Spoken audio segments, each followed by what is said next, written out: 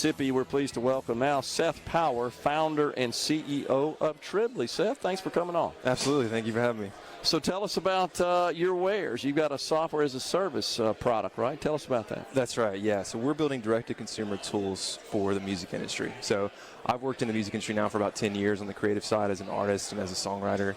And in that time, used pretty much every tool imaginable online, as every artist does when trying to figure out how to build their business. And ultimately, Tribly came from that experience and really being able to identify some of the gaps in the market through experience, and then being able to leverage and build the resources to create the platform. So was it something that you as a musician sort of felt that there was a void? You needed a tool to exactly, help you yeah. It was about filling a void that's been building and growing for a long time. Yeah. Where social media has been an important tool, obviously, for artists, but we've reached a point now where the cost of it outweighs the benefits in a lot of respects. And what I mean by that is you have really no control over how you reach your audience on these platforms. Okay. Right? And so even though it's great for reach, it's great for potential virality, which obviously can be really powerful. Yeah. It's terrible for retention, and retention is really the key to a long-term career. You can't rely on viral moments and flash-in-the-pan events. You have to really think about it from an additive, incremental growth mindset. And the internet is making direct-to-consumer a very viable approach, to the point that Universal Music Group, they have a direct-to-consumer arm. It grew 33% last year. So there's enormous growth happening in this sector, and independent artists are really at the forefront of that, and we're there to help give them the tools to be able to be successful. Who's the typical customer, Seth? We're working with a wide range of artists. We've got some Grammy-nominated artists on the platform. They tour internationally. They're huge fan bases. We've got some former Disney stars on the platform who, this is an interesting trend. Apparently, if you're a child Disney star, you're going to be a music artist at some point in the future. That seems to be the case.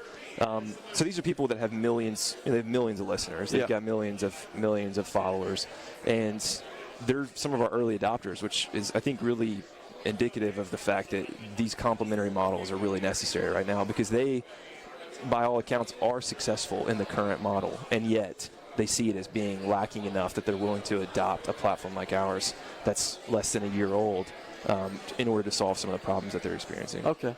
So is the value proposition then for a budding artist like this to just have a place to promote? It's really about being able to identify and convert real fans off of what I would call a top-of-funnel platform like social media, into a channel that they actually own, where they own the data, they own the relationship, right? Which is not the case in the music industry. Whether you're talking about social media, you're talking about streaming platforms, you're talking about Ticketmaster. Gotcha. We own none of that data. We own none of those relationships. What we do is we give them a tool that allows them to build an offer where they offer fans early access to music. That's our number one use case. Okay, gotcha. And then they go to socials and they say, hey, I've got a song that comes out in 2 months, but if you click this link and give me your email and your phone number, you can hear it today for free. And it's a really effective call to action, and it converts people in large numbers. And why it's important is that we collect all that data. The artist owns that data. They can use our tools to reactivate those audiences around new music, new merchandise, and tour dates.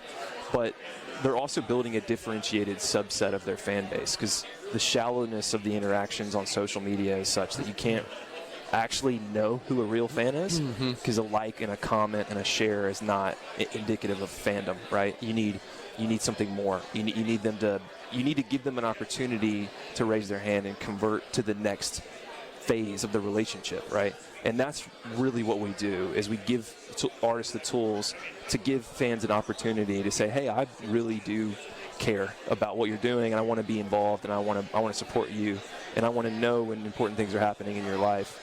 And social media is just an awful tool for that. And so we're helping to build complementary, plug-and-play models. Did you receive some assistance from Innovate Mississippi in this process? I did. They were the first people that I went to. I went to Mississippi State, and I graduated in business.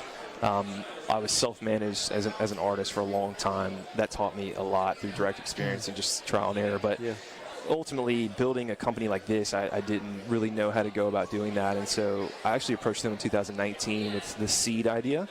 And I didn't actually think I was going to pursue it at the time. But then COVID actually it gave me the bandwidth. I mean, unfortunately, it gave me the bandwidth, and fortunately, I guess in this case, to be able to actually start the process of trying to figure out, okay, I think I can do this. Now I just need to collect the resources and get the people. So they were critical in that. They introduced me to some early investors. They gave me some models to help me kind of build out the story of the company and how it was being built. And so, yeah, there's some really fundamental things that they contributed that were really important for us. Man, it sounds like just a fantastic idea, and just hearing you talk about it, I suspect we're going to see more of this sort of narrow, focused, targeted type platforms. What Absolutely. do you think? Yeah, absolutely. Makes total sense. Seth, appreciate you coming on. Congratulations. I think you're set for a bright future there, man. Sounds great. I really appreciate that. Seth Power, founder and CEO of Tribly, has been our guest. Once again, it's Middays, the Element Well studio, relocated to the Westin in downtown Jackson. It's top of the hour. That means Fox News and SuperTalk News. We're at the Accelerate Conference on Technology. After the break, it's Representative Fred Shanks. Stay with us. We're coming right back.